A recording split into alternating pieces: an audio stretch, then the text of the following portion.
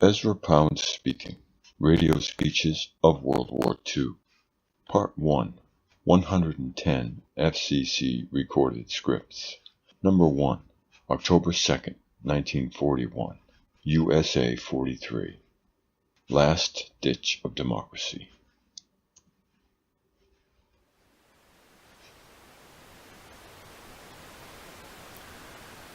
It's a ditch, all right. Democracy has been licked in France. The frogs were chucked into war against the will of the people.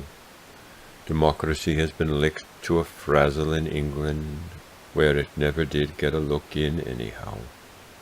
But even pseudo-democracy breaks down when a people is chucked into war against its will, and the Brits never voted Winston into the premiership. In fact, when did they have an election? Remember, it is the government in England that decides when to have an election. Think where we would be if Mr. Roosevelt could merely postpone elections till he got ready to have one. Well, democracy is in her last ditch, and if she ain't saved in America, no one is going to save her in her parliamentary form.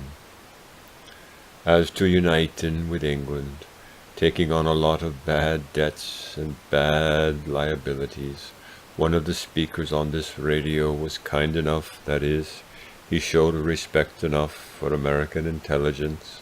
Yes, even today he showed respect for American intelligence by saying only Britons were rooting for this federation. On close examination, the Brits themselves don't seem to be so numerous in the movement toward merger. Horribilisha, horribilisha. Well, is he English? And Victor Sassoon? All for the merger. 20% capital to be paid by the English. 20% paid capital to be paid by the United States of America. The balance of 60%, unpaid, to remain in the hands of the promoters, probably as preferred stock, with board of directors ready to grant special bonuses to their friends at any and every moment. Well, is Vic Sassoon, that Jew pseudo-Parsi, head of the Shanghai rackets, opium, brothels, improbability, and so forth, night life of Shanghai, is he your idea of David Copperfield and Mr. Pickwick and Mr. Strite? And of course there are millions behind it. Any one of 86 Jew millionaires can start a publishing firm, and any one of the 4,000 hired troops in the British Embassy can print all the crap he likes. I don't know where the rugged American individual is going to find funds to combat him, but on the other hand, you can annex Canada without taking on liabilities. You can annex Newfoundland and Jamaica and all the rest of it without either paying England or paying Victor. Why this 60% to promoters who will do nothing for you? Yes, I know there is all the Sulgrave Manor Association, all the glamour of cousinship, but it was cousinship with John Bull in the old days, not with Bull Isha or Bull Stein. And Bull Stein is apparently itching to drop off the B and remain simple Ulstein by means of the merger. The military situation, conducting to union, the number of troops that can be supported and fed and supplied by one line of railway from Archangel, from Vladivostok, or via Tehran, is considerably less than the 12 million which the Russians set out with. The Slavic fatalism which induced these troops to die in large numbers has in this war appeared quite alien to the sensibilities of the fighting force put in the field by Mr. Churchill and Mr. Belisha. I don't see even Winston inventing an election system.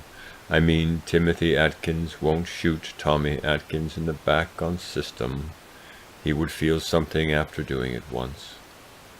Doubtless Belisha, Bright Eye, and Invigorating, etc., will one day suggest that the Aussies could shoot the Sepoys, and as the Bathans enjoy shooting anything, and would enjoy shooting Australians, especially if invited to do so. And doubtless there could be found an even super-Slavic fatalism somewhere among the 1,000 alien races crushed by the Anglo-Jew Empire, but it mightn't take a very active military form. It might just sit down with a hand loom in face of the carnage. But in any case, it's a question of quantity. And what support does the United States get from Anglo-Judea? Just whom have the British supported in this so bloody series of swindles? They have every reason not to waste their forces in enforcing American trade in the Orient. They have every reason to leave America to pin up the diapers of their baby. Except, of course, the feeling that the United States might take a leaf out of their book and grab this or that, as they have grabbed French possessions and shot off the remaining French combatants. In Persia it becomes a question of quantity. Walla Walla, etc. 12 million Russians did not stop Van Rundstedt and Baron Keitel. They have not stopped one German army, nor have they reduced the German forces to a figure anywhere near the number of troops that England could maintain with 6 railways over the Caucasus. So that is not exactly where the strategists expect you to help England win any wars. Whatever growler Mr. McGrump says on the BBC Liary. Now, when I was a kid, Admiral Dewey, that sounds like Napoleon at Moscow. Yes, that sounds to me like the story about the fifth element, mud, said Napoleon. There are millions of Chinamen, many of them living on very short rations in the interior, and about as much interested in Chiang Kai-shek as they are in the White Sox and the Phillies, if there still are any Phillies. You could get more enthusiasm out of those Chinks for a hot dog championship on the north side than you could for Chiang Foreign Party in China.